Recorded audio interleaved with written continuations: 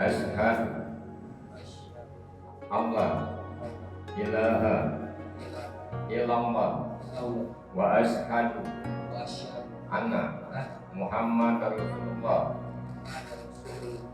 Saya bersaksi bahwa tiada Tuhan selain Allah, dan saya bersaksi bahwa Nabi Muhammad adalah Saya baik.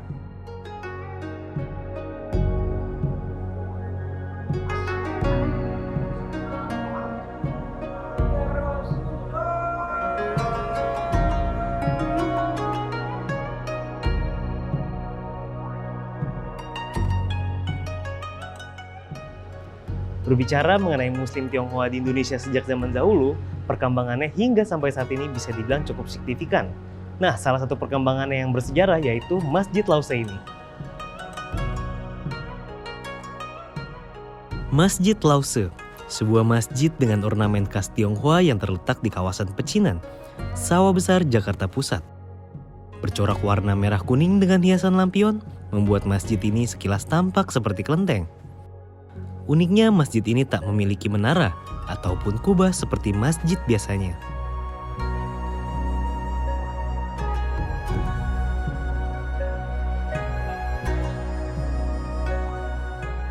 Sebelumnya itu kita tahu pandangan orang Tionghoa terhadap Islam itu mungkin masih ada perlu persepsinya diluruskan gitu ya. Kita sering sekali mendengar hal-hal yang belum pas pandangan mereka tentang Islam gitu. Sehingga itulah keberadaan Masjid Lause sengaja dengan Yayasan Karim UI-nya, Masjid Lause berada di lingkungan mereka di daerah Pecinan ini. Dan rangka itu kita ingin menyampaikan informasi Islam kepada saudara kita dari Tionghoa yang ingin tahu Islam, apa itu sebenarnya Islam gitu.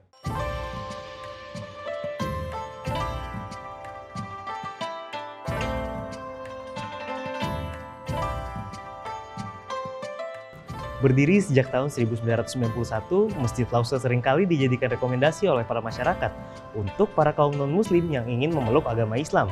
Nah, sejak tahun 1997, Masjid Lause sudah membina lebih dari 2.000 masyarakat yang pindah ke agama Islam. Salah satu diantaranya yaitu ada dari etnis Tionghoa. Kilas balik singkat nih soal jejak muslim Tionghoa di Indonesia. Pada abad ke-17, terjadi pergantian kekuasaan di China. Penguasa baru di sana mengeluarkan beberapa kebijakan. Salah satunya adalah orang-orang China yang berada di perantauan tak boleh lagi kembali ke negerinya. Orang-orang etnis Tionghoa yang saat itu sudah beragama Muslim dan berada di Indonesia, akhirnya memutuskan untuk hidup dan menetap di Indonesia. Suatu waktu muncul tokoh Muslim Tionghoa di Deli Serdang, Sumatera Utara bernama Haji Abdus Somad Yap Asyong. Di tahun 1930-an, Haji Yap Asyong mendirikan organisasi dakwah bernama Persatuan Islam Tionghoa. Persatuan Islam Tionghoa Indonesia itu 1936. 1936. Itu Haji Yap Asyong, udah nggak ada orangnya. Tokohnya di Medan berdirinya. Kemudian mereka ke Jakarta lah setelah kemerdekaan. Haji Yap Asyong, Haji Abdul Karim Uy Cheng Hin yang di Bengkulu juga ke Jakarta. Itu awal-awal pergerakan mereka. Aktif berdakwah hingga ke Pulau Jawa dan mendukung gerakan kemerdekaan Republik Indonesia. Dalam perjalanannya, Haji Yap Asyong bertemu dengan Abdul Karim Uy. Pada tahun 1961, kedua tokoh Islam Tionghoa ini akhirnya sama-sama bergabung dalam Persatuan Islam Tionghoa Indonesia alias PITI. Kalau dulu kan tahun 19-an belum ada masjid khusus ya. Iya. Sekarang mereka punya. Masalah dulu itu lebih perorangan bukan organisasi. Misalnya aktivitas dari Haji Abdul Karim Uy Cheng Hin. Dia kan ikut berjuang di dalam pergerakan Islam. Dia orang Muhammadiyah kan. Dia juga pengurus Muhammadiyah.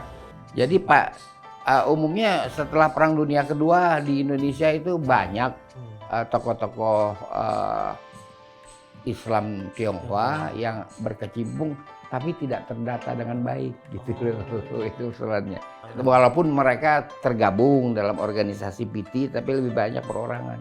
Bergiatnya dia sebagai perorangan.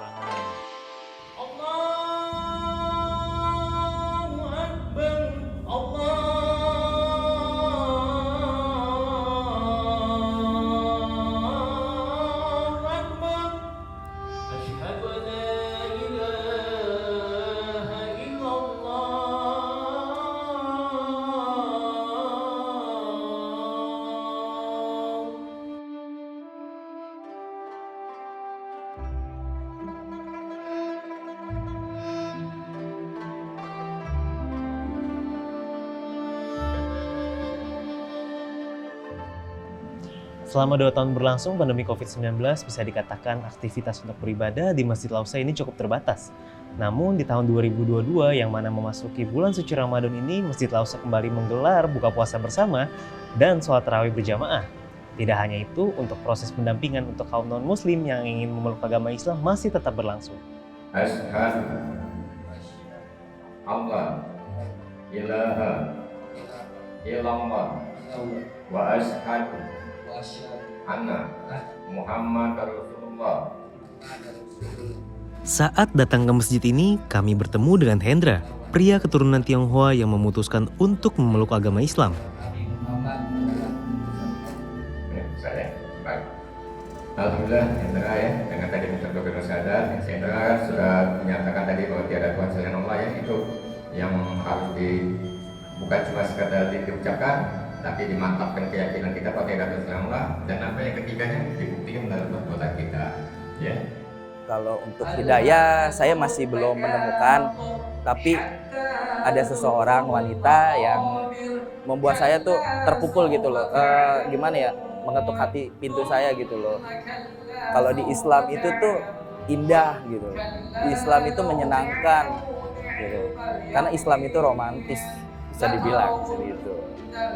Jadi saya penasaran, saya cari tahu ya kan. Ternyata emang benar, Islam itu indah. Setiap orang yang memutuskan untuk mempelajari Islam memiliki alasannya masing-masing. Ada yang mualaf karena faktor pernikahan, kepercayaan, hingga mendapatkan hidayah. Naga Kunadi mendapatkan hidayah di masa remajanya. Ia mengalami sebuah mimpi yang terasa sangat nyata. Ia bermimpi sedang berada di sebuah ruangan yang penuh dengan kobaran api. Di tengah kobaran api tersebut, ia melihat ada banyak orang yang dirantai dan terbakar. Tapi begitu saya SMA, waktu saya jalan-jalan ke toko buku, waktu itu toko buku kan menjual segala macam tuh. Iya, niatnya sih pengen beli kaset gitu. Kan toko buku kan dulu jualan kaset. Iya. Ya. Pas masuk ada iseng-iseng keliling-keliling, ada Quran, saya coba buka gitu. Itu pada saat Bapak SMA? SMA.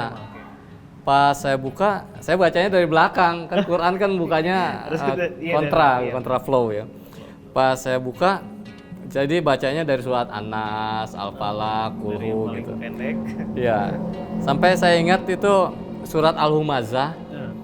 Nah, surat Al-Humazah itu saya bacanya kan terjemahannya, saya belum bisa baca Arabnya. Pas saya baca, itu runtutannya itu ada pas mulai dari tengah sampai akhir. Loh, ini kok gambarannya mirip sama mimpi saya gitu. Gambarannya itu yang pernah saya mimpikan gitu. Saya itu di situ tersentak itu. Nah, dari itu awal mula saya penasaran nih, kok mimpi saya ada di dalam Quran gitu. Nah, dari situlah saya mulai belajar. Ya, cukup waktunya cukup lama itu. Saat Naga berada di momen mengucapkan 2 kalimat syahadat, keraguan sempat muncul. Ia merasa belum memiliki keyakinan yang sesungguhnya kala itu. Risau karena merasa belum benar-benar menjadikan Islam sebagai pedoman hidup. Buat apa sih saya bersyahadat gitu? Syahadat itu gunanya apa gitu? Kadang saya nanya cukup pragmatis mungkin ya. Jadi sekarang itu yang nggak bisa terjawab gitu. Tapi lama-lama saya pelajari. Yang cukup membuka wawasan saya itu waktu saya baca bukunya Said Hawa yang judulnya Allah. Nah, itu di situ saya baru terbuka itu. Saya baru merasa, saya merasa malu sama diri saya sendiri gitu. Itu yang membuat saya nggak punya pilihan kecuali harus jadi seorang muslim gitu. Jadi ajaran Islam ini mengarahkan kita itu untuk bisa hidup secara universal. Makanya kata Allah juga disebutkan wa ma arsalnaka ila rahmatan lil alamin, kan gitu. Tidaklah kamu diutus kecuali untuk rahmat bagi seluruh alam gitu. Nah, sehingga saya merasakan sekali gitu. Saya mau mencari rahmat dari mana lagi gitu, kecuali dari Islam gitu. Itu yang sekarang saya rasakan. Gitu. Sampai sekarang ya, Pak? Iya. Kita mengajarkan kami itu harus berproses. Mungkin mereka baru sholatnya masih belum tepat waktu atau masih belum pas 5 waktunya dia jalankan, tapi pelan-pelan ya. Nah, yang paling penting kita ajarkan mantapkan akidah keislaman dia, akidah tentang tauhid tentang Allah gitu. Kalau mereka sudah mantap itu, insya Allah ibadah-ibadah lainnya mereka akan pelan-pelan akan menyempurnakan ibadah-ibadahnya gitu ya.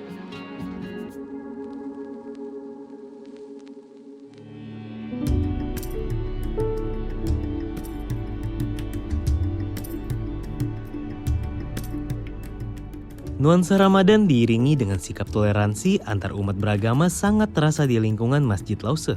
Di bulan Ramadan, warga keturunan Tionghoa di Wihara Dharma Bakti menyiapkan takjil untuk warga muslim sekitarnya yang berbuka puasa. Kegiatan toleransi ini intens dilakukan pengurus Wihara Dharma Bakti sejak tahun 2018. Terima kasih kepada saudara-saudara saya yang non-muslim yang begitu sigap, yang dari tahun ke tahun kita selalu mengadakan buka bersama dalam rangka memenuhi suatu kesinambungan ya, untuk membantu saudara-saudara muslim yang sedang menjalankan ibadah puasa. Nah, oleh sebab itu kita selalu tak henti-hentinya membantu warga kami yang muslim untuk berbuka puasa di wilayah wihara dan sekitarnya. Karena kita harus selalu menjaga kebersamaan dan kekeluargaan, yaitu dengan kebinekaannya ini kita selalu bersatu, yaitu dalam rangka saling menghargai, saling menghormati, dan memberikan satu pelayanan kepada saudara-saudara yang muslim dalam menjalankan ibadah puasa ini.